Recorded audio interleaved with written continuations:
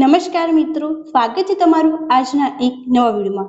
Registration round 1 already complete થઈ ગયો છે જીકાસની અંદર। હવે અમુક વિદ્યાર્થી મિત્રોને એ ક્વેશ્ચન હશે કે એમને જે રાઉન્ડ 1 છે એ કોલેજ આવી છે, કોલેજમાં નથી જવું, તમે શું કરું? જે કોલેજ આવી છે એમાં જવું છે તો શું કરવાનું રહેશે?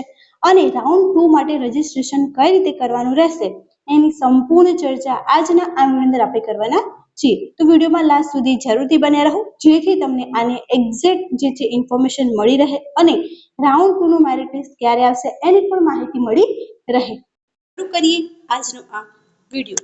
રજિસ્ટ્રેશન રાઉન્ડ 1 છે એનું રિઝલ્ટ જે છે તે ઓલરેડી આવી ચૂક્યું છે। હવે તમારે એડમિશન કન્ફર્મ કરાવવા માટેના જે માત્ર ને માત્ર જે છે 3 દિવસ આપવામાં આવ્યા છે।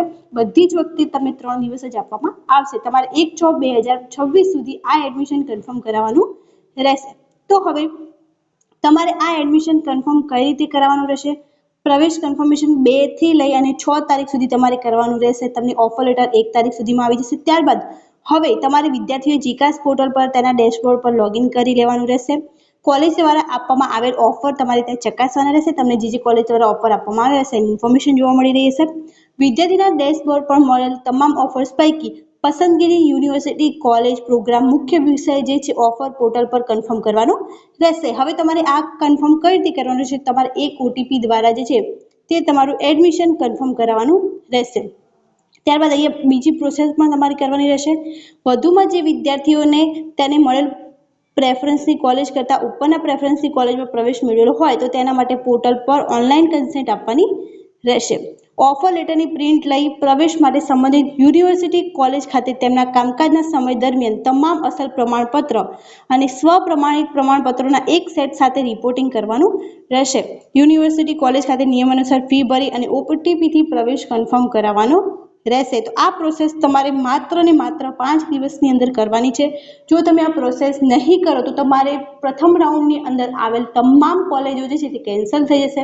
એ બધા જ ઓફર કેન્સલ થઈ જશે। તો તમારે જો પ્રથમ રાઉન્ડની અંદર આવેલી કોલેજની અંદર એડમિશન લેવું હોય તો તમારે ચોક્કસપણે જે છે તે આટલી પ્રોસેસ કરી દેવાની રહેશે। કોલેજની અંદર જઈ અને જે ડોક્યુમેન્ટ સબમિટ કરવાના છે એ બધા અસલ પ્રમાણપત્રો અને નકલ સાથે જવાનું રહેશે। જેની પ્રોસેસ તમારે 2 થી લઈને 6 તારીખ સુધીની વચ્ચે કરી દેવાની રહેશે।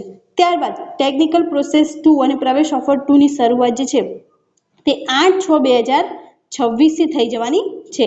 તો કોલેજ સમયગાળા દરમિયાન મેરિટ બનાવી તેની ચકાસણી કરશે તથા વિદ્યાર્થીને પ્રવેશના નિયમાનુસાર પ્રવેશ ઓફર આપશે।